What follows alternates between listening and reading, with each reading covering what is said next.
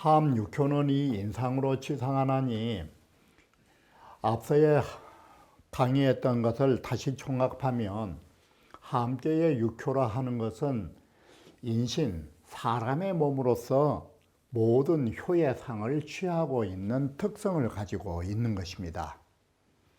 그래서 상괴는 상상체하고 상괴라 하는 것은 사람의 몸의 상체를 형상화하기 때문에 심장이라든지 등짝이라든지 입이라든지 위에 있는 부분을 말하는 것이고, 하괴라 하는 것은 바로 아래 부분을 말하기 때문에 엄지발가락이라든지 허벅지라든지 장단지 그 다음에 허벅지라고 하는 하체를 상징하고 있는 것입니다. 바로 초제 하체지야 하니 위무요, 초효라 하는 것은 바로 하체의 아래에 있기 때문에, 하체에서도 가장 아래에 있기 때문에 우리의 발바닥 부분에 있는 엄지발가락을 말하는 것이다. 그런데 이라고 하는 것은 우리의 하체, 다리 부분의 중간에 가지고 있기 때문에 장단지라 하는 것이고, 삼이라 하는 것은 하체에서도 윗부분이기 때문에 다리의 윗부분이 허벅지에 해당된다라고 말한 것입니다. 바로 이것이 아래의 괴 3효에 대한 아래로부터 위로 올라오는 다리의 순서를 말해주는 것입니다. 그러면 상괴는 상체를 상징하고 있기 때문에 사제 상체지 하하니 위심이요, 사라는 것은 사람으로 말하면 다리 위에 이 상체에서 아래 부분이 바로 인간의 심장이라고 말한 것이에요. 상체의 아래에 있으니 심장이 되고, 오라는 것은 상체의 중간이니 바로 그 위에 있는 등짝이 되는 것이고, 바로 상육이라 하는 것은 상체에서도 위에 있으니 이것이 입이 된다. 자, 이 보는 바와 같이 우리는 상하 괴를 가지고 상하를 나누고 세효를 다시 상중하로 나누고 있다라고 보면 되는 것입니다. 이와 같이 상괴 3효의 순서를 정하여 말하고 있는 것은 설명하지 않아도 쉽게 이해할 수 있는 부분인 것입니다. 자, 그런데 아래의 하체의 기능에 독특한 특징이 어떤 것이냐?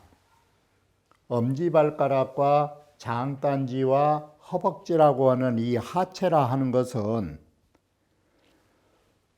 수체의 동안이 우리의 상체를 따라서 움직이는 것입니다. 우리의 위에 몸을 따라서 움직이는 것이기 때문에 이것은 감에 응하는 자, 다시 말하면 감이라고 하는 것이 이 움직임이라고 한다면 응이라는 뜻은 뭐냐면 그 자동을 따르는 수동적 역할을 하게 되어 있는 것입니다. 이건 응감자로서 수동자라고 말해야 되는 것입니다. 자, 상체를 보면 매는 불능사하니 등짝이라는 것은 교감의 능력이 없는 것이에요. 등짝은. 그렇기 때문에 등짝이라고 하는 것은 생각할 수 없는 것이에요. 등짝은. 그래서 이것은 교감 자체가 없는 사람이에요. 이게. 보협설이라고 하는 것은 또 이언으로 위설하니 말로써 모든 말을 하는 것만으로 주장을 하는 거예요. 이게. 그러니 말로써 말이 이게 통하느냐라는 것이에요. 내실이 없어서. 그러니 이것이 부족이 가민자야니 사람은 말로써 아무리 해도 우리말로 하면 이건 빈말이라 하는 것은 이 말과 같아요. 이 내실이 없는 공언이라는 것은 공허한 말이라 하는 것은 부족이 가민야라. 좋게 해서 사람에게 교감을 할 수 없는 것이다. 그러니 개 불능진호 감지 도로대 바로 구사라고 하는 것과 구오라고 하는 것과 상육이라 하는 소위 상육이라고 하는 상계의 두 효는 바로 교감의 도를 극진히 다한 거라 할 수 없어요. 이것은 문제점이 있는 것이에요. 그런데 유사거 심의하야 오직 구사라고 하는 효는 심자가 뭔 뜻이냐면 중앙이란 뜻이에요. 새 양의 한 가운데 있다 이 소리예요. 이게 그래서 여기에서 말하는 중앙이라고 하는 것은 다른 뜻으로 말한 게 아니에요. 자, 보시는 바와 같이 이 상하계로에서 구사를 중앙으로 잡을 수도 있지만 삼양으로 해서 삼양지 중으로 잡아버린 것이에요. 여기는. 그래서 이 마음이라고 하는 것이 중심이라 해서 가운데 중자 뜻이에요. 이런 가운데의 지위에 차지하고 있으니 이게 위 감지준이 바로 감계의 주된 효가 되는 것이에요. 이것이. 그러니 사지 감지의자라 이것이 교감의 의의를 얼핏 보면 아는 것처럼이에요. 사자가 나오면 얼핏 보면 그렇게 보이지만 그것이 아니다가 되는 거예요. 이 사자는 사이비적 관계를 가질 때 항상 사자를 써요. 우리는 뭐뭇이 뭐뭇과 닮았다면 바로 그것은 그 겉모습만 달랐지 실체가 같다라는 말은 쓰질 않아요. 이게 같을 사자예요. 그래서 같다라는 것은 자 우리가 요즘 너무나 잘 아시는 무슨 명품과 같다라고 하면 명품을 닮았기는 하지만 명품은 아니에요. 이러한 것이 사자의 기능인 것이에요. 그래서 교감의 의의를 안 것처럼 얼핏 보면 보여요.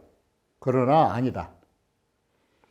자, 그러나 무심자는 고무소감이로되 바로 여기서 또 잘 아셔야 하는 것은 우리는 무심이 나오면 무사심의 무심인가 마음의 감각 기능 자체가 없는 이 무심이라고 하는 것을 무정물 아무 정감이 없는 무정물이라고 하는 것은 다른 게 아니라 목석과 같은 것 이것도 무심의 무정물이에요. 이건 안 되는 거예요.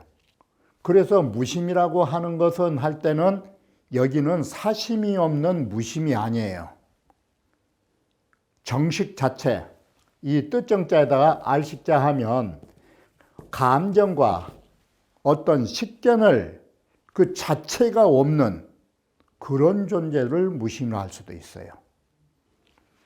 그러나 무심이라고 한 자는 정식 자체가 없는 거예요. 감각 자체가 없으면 안 돼요. 이건 우리말로 하면 이건 심장이 없는 사람이에요. 심장이 없는 것은 참으로 교감을 할 수 있는 바가 없어요. 교감할 수 있는 그 기능 자체가 없는 것이에요. 그런데 반대로 유심자난이라는 여기의 유심은 심장을 가졌다가 아니고 사심을 가지는 자는 이 소리예요. 여기는. 그래서 우리는 목석과 같이 아무런 정감이나 어떤 느낌이 없는 그런 사람은 교감 자체가 없는 자고, 그래도 그것도 안 되고, 우리는 가슴을 가지고 살긴 살되 사심이 있어서는 또 안 돼요. 그래서 여기에 말한 유심이란 바로 마음속에 어떤 하나에 집착이 되어 있거나 어디에 편집되어 있는 마음을 말하는 것이에요. 그러면 동동왕래를 하는 것이에요.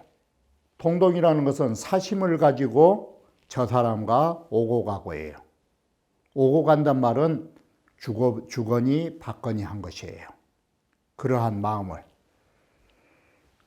그렇다면 역불능이 함감이니 또 한능이 정말 마음이라는 것은 한자애가 보편적이고 공부, 널리 모르던 사람하고 대응하고 공정하고 너를 붙자. 그럴 수 있는 우리의 마음이 가지고 있는 드넓은 마음의 교감의도라고도 또 할 수 없어요.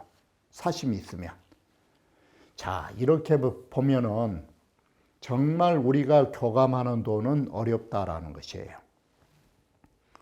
우리는 심장이 없어서도 안 되고, 심장을 가지고서 사심을 가져도 또 안 되고, 이런 입장에서 우리는 사람과 사람이 만나면서 정말 따뜻한 가슴과 드넓은 마음을 가지고서도 사심으로 빠져버리면 사람은 냉혹해지는 것이에요.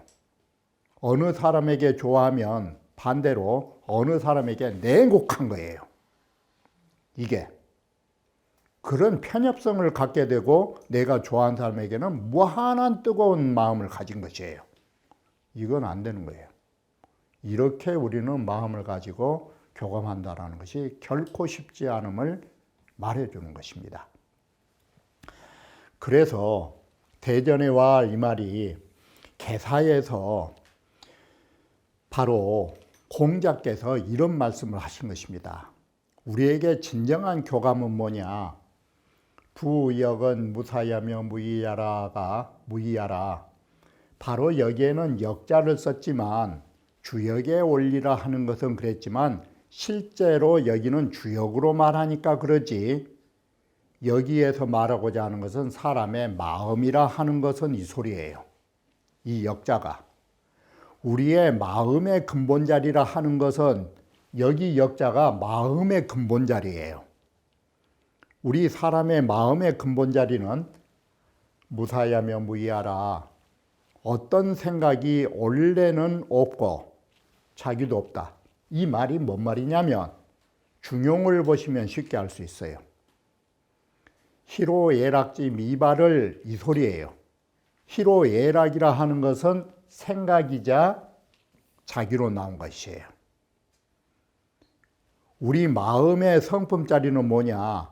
희로애락이라고 하는 감정의 생각과 희로애락에는 어떠한 행위도 없는 자리가 본성자리예요. 그래서 우리 마음이 일어나지 않은 미발처를 공자께서 여기서 뭐라고 했느냐? 적연부동이라고 하는 것이에요. 바로 이 적연부동이라고 하는 것이 희로애락지 미발처고, 미발이라고 하는 것은 바로 중이라 말하고 중이라고 말하는 것은 천하지 대번 그랬잖아요. 바로 우리 마음에는 생각과 자기가 없이 일어나지 않은 자리는 대본이라고 생각하시면 돼요. 적연부동이 가장 우리에게 큰 근본의 자리예요. 이 근본의 적연부동의 근본의 자리가 논어에서 말하는 이리관지로 말하면 이게 한일자 자리예요. 바로 혼연한 한 마음을 말하는 것이에요.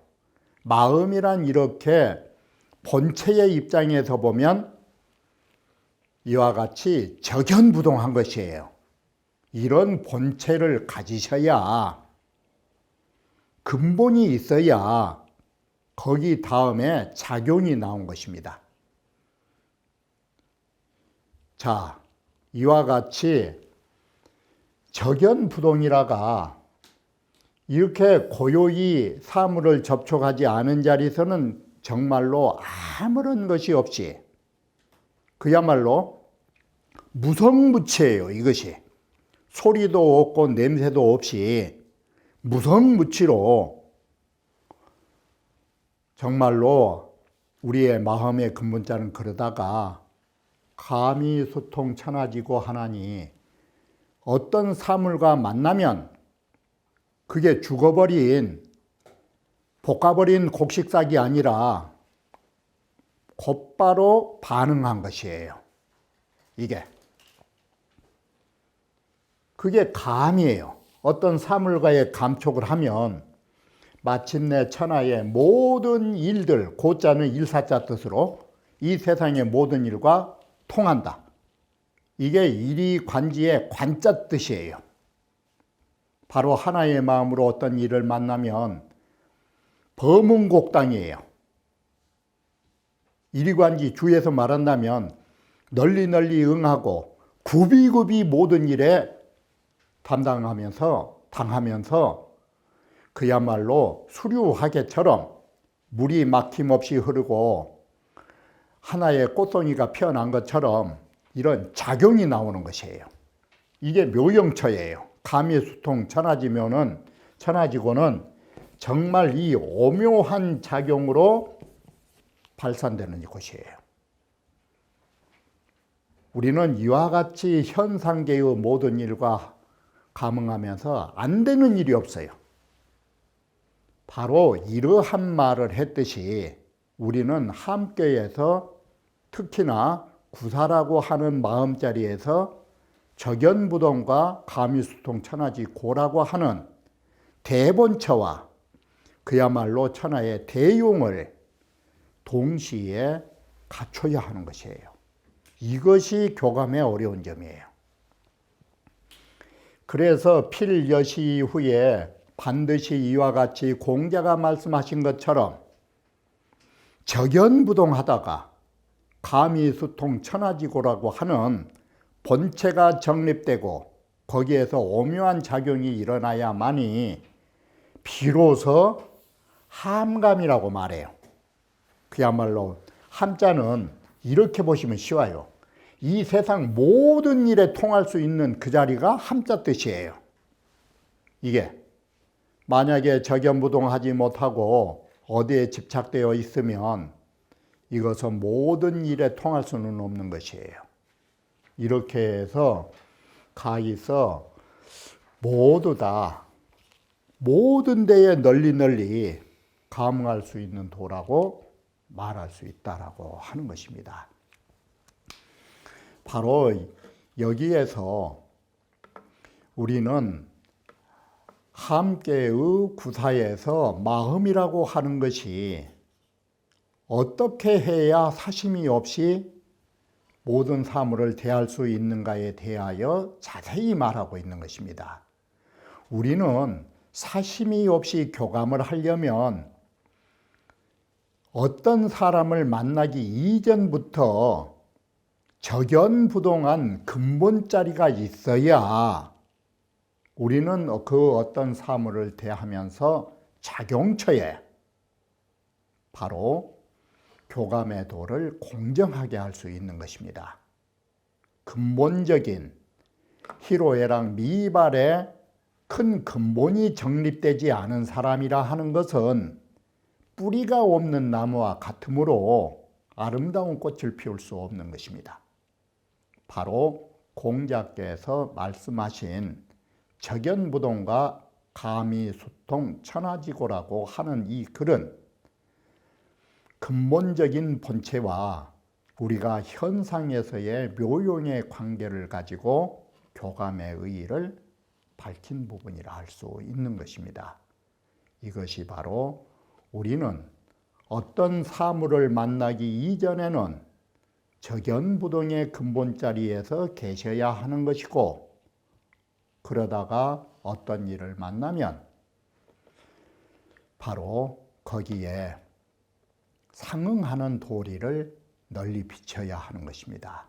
이것이 명경지수설입니다. 맑은 거울이라 하는 것이 때 한 점 없이 있어야 호래호연이요. 되놈이 먼저 그 거울 앞에 서면 되놈의 얼굴을 보여주고 환례환연이라 중국 사람이 오면은 중국 사람의 얼굴을 보여주고 바로 보여주는 것은 가미수통이고 보여줄 수 있는 맑은 거울은 본체라고 하는 것입니다. 바로 이것이 교감의 도를 비유하는 말이라 할 수 있는 것입니다.